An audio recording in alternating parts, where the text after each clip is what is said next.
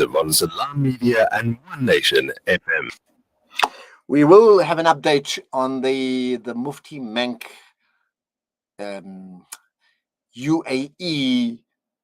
iftar dinner and apology. We'll have an update on that coming up pretty shortly before we wrap up the show. So listen out for that, right? We have been running with this feature called the 20 most historically significant mosques in South Africa. It's not an absolute list, of course it's not, but it's just a gut feeling from our side, and we think for whatever reason these mosques have made an impact in various parts of the South African Muslim and therefore community landscape. One such mosque is the Nurul Islam Mosque or Masjid in Lenasia, and I can tell you now, when you come to Lenasia or Lens, it's a landmark mosque, and although the entrances have now differed before, no matter where you are, you can't miss it as you enter Lens. So let's find out more about Nurul Islam and its own history, because that's really what the purpose is, to get the history of the mosque right. With me is Moulana Yusuf Ravat. Assalamu alaikum, and good talking to you. Wa alaikum assalam wa rahmatullah, Ashraf, to you and to your listeners. And I must commend you all on this initiative. May Allah subhanahu wa ta'ala bless it and make it inspirational for one and all.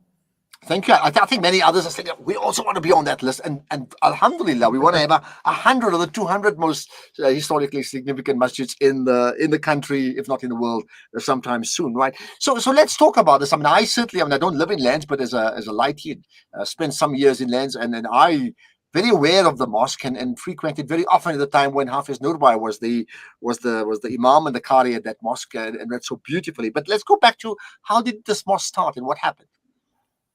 Bismillahir Rahmanir Rahim. So as we all will know, the Nurul Islam Masjid is the biggest obviously in Lenasia. Some would even rate it to be one of the biggest in South Africa and Southern Africa, right?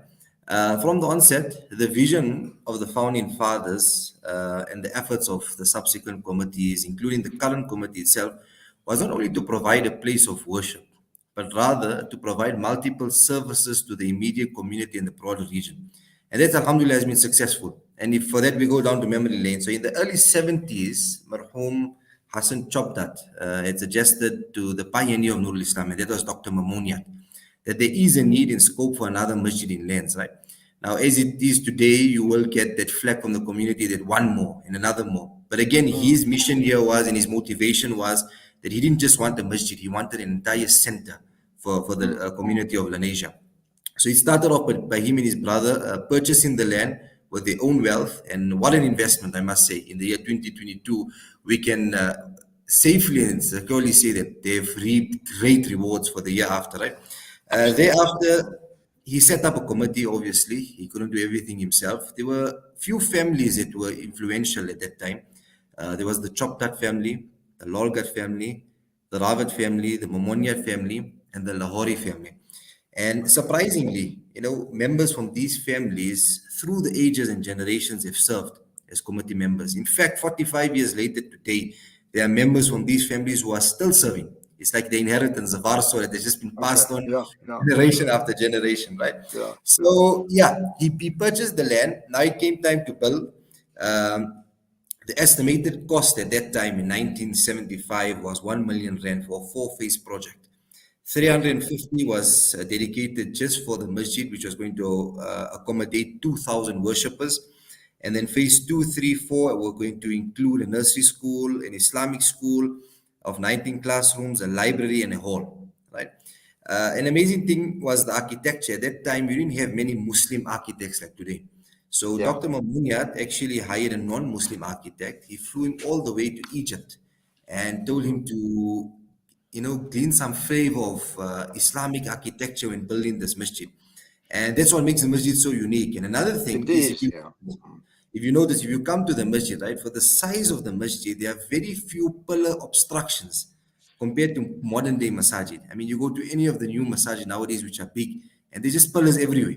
And sometimes as a speaker, you look and you speak more to pillars than the congregation. You come to the Nurul Islam Masjid, the actual masjid, we can take up to 1,500 people. You sit anywhere and you won't find yourself distracted and you won't find yourself obstructed in any way. An interesting story in terms of, the building of the masjid, the maintenance. Around the early 90s, there was a structural problem with the roof. And Dr. Momoniat was informed it was going to cost 300,000 rand, which is a lot of money. That's actually the actual cost in 20 years before that of the masjid. So he was one of the first Muslims to arrange a banquet in this region at the Carlton Center. And it would be a good guess if you could, who was the world-renowned guest of honor for this function was none other than the marhum Muhammad Ali, the boxer, the great Okay. Muhammad Well, Ali. yeah. And through this function, funds were raised and renovations were underway.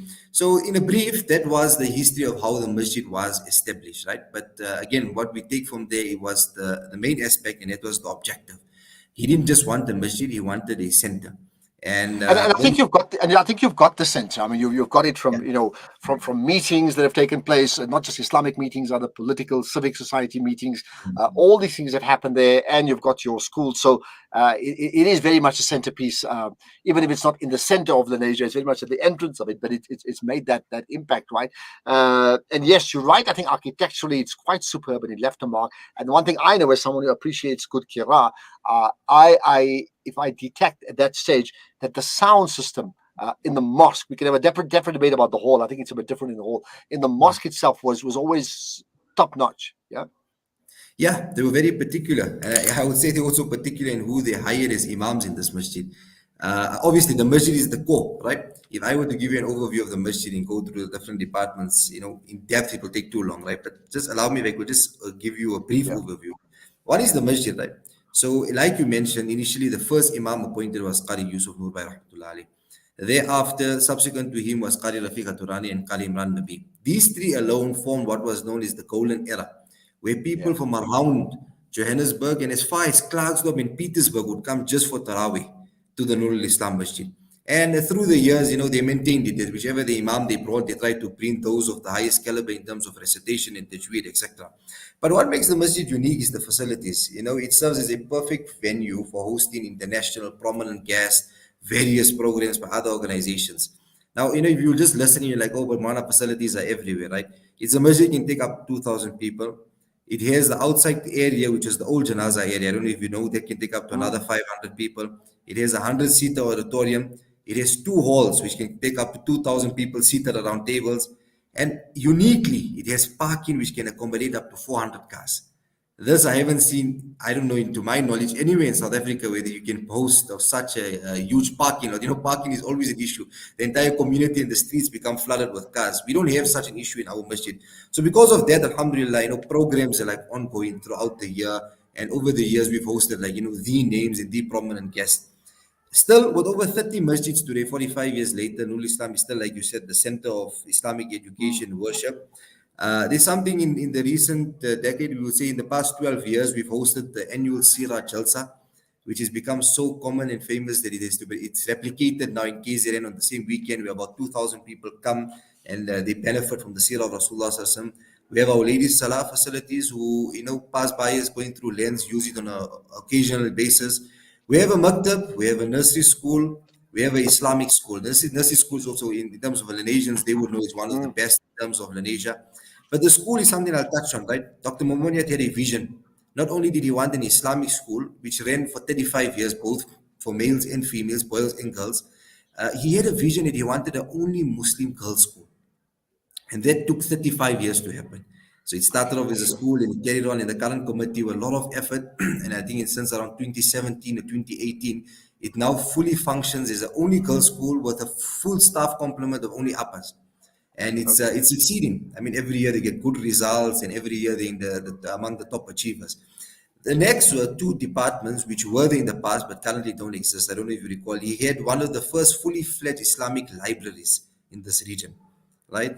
And he had a Dawah center. And there's a very interesting story when I was researching. In the late 60s, Dr. Momoniat heard that King Faisal was in Switzerland.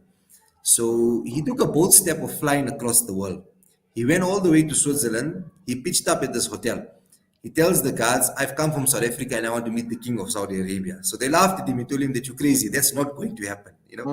He was insistent. He said, I just want 5 minutes. And eventually this commotion reached the top floor, and the king asked, like, what's going on? He said, no, there's a person here who's adamant. He came from South Africa. He wants to meet you and he doesn't want to leave. So the king said, okay, let him up. And they say that for that 5-minute meeting then prolonged and it went on for a long time. They discussed many issues. In fact, they say he was the first South African to meet the king in the apartheid government. Yeah. Even before the government, he met the king. And through that, they established Dawah relations. So today, we will see the Al Tawheed Center, which is run by the leadership of Sheikh Basuni. Sheikh Basuni was actually on his way to Brazil. But post that meeting, the king had now redirected him and told him that, no, you will go to South Africa. Qari Yusuf Nurbai and Dr. Mamunyat welcome him. They established him. They set up things for him. And there was a Dawah center here under Rabata Alamiya Islamiyya. And thereafter, Sheikh Basuni moved on to Al Tawheed. So he had a great passion for Dawah. And if you come here, you will still see an office that's now been converted. But originally, that was the Dawah center that was there. Okay, that's so fascinating. What about obviously the name Dr. Mamuniat is absolutely synonymous to the Nurul Islam Center. I think everybody knows that. But what about Rabita? I'm looking at your stone there in the wall, and that organization called Rabita that was involved in establishing the mosque. I mean, who are they? What was their plan? They basically they still in existence today, right? Rabita al-Alam al-Islamiyya. They're one of the main organizations under the leadership of the Saudi government in terms of dawah throughout the world. So with many a time, if you find a South African saying, I'm going to study in Saudi Arabia, it will be through the Rabita. The Rabita are the ones who will arrange, Islamic education for South Africans that are going to Medina. But like that, they've now, over the years, they've sent their scholars throughout the world for dawah. And they then also assist them financially in setting up dawah centers, masajid, etc. So he had very close relations. Actually, the same plaque you're speaking about is the plaque that's written there in terms of the foundation. Many of these ulama that came from Saudi Arabia were the ones who laid the foundation of this masjid. So he was very, very closely related to them, and hence that's why he started his dawah center. And it ran for many years. I don't know for how long exactly, but currently it's non-existent. But for a long period of time, there was an official dawah center here at the masjid under the auspices of Rabit al-Alam al-Islamiyya. Okay, I'll tell you what, let's leave it at that. We could talk lots more, but I think the onus is on me and the other members of the audience to take a keener interest on the Nurul Islam Mosque when next they visit there, or make a point to do that. I certainly will take a big interest when next they come to Lens and see what happens there. Thank you for your time, most appreciated. And yeah, there's no doubt that mosque amongst the more historically significant mosques of the many thousands that we have in our country. Moulana Yusuf Ravat, thanks for your time. Assalamu alaikum. Jazakallah, Ashraf. Pleasure. Assalamu alaikum wa rahmatullah. Thank you. So there we are. Do you go to the Nurul Islam Mosque now? Do you remember all those imams? Well, Qari Nurbai, Yusuf Nurbai, I certainly followed him extensively, but also, you mentioned the Haturani and Nabi, but that's when I was a lighty.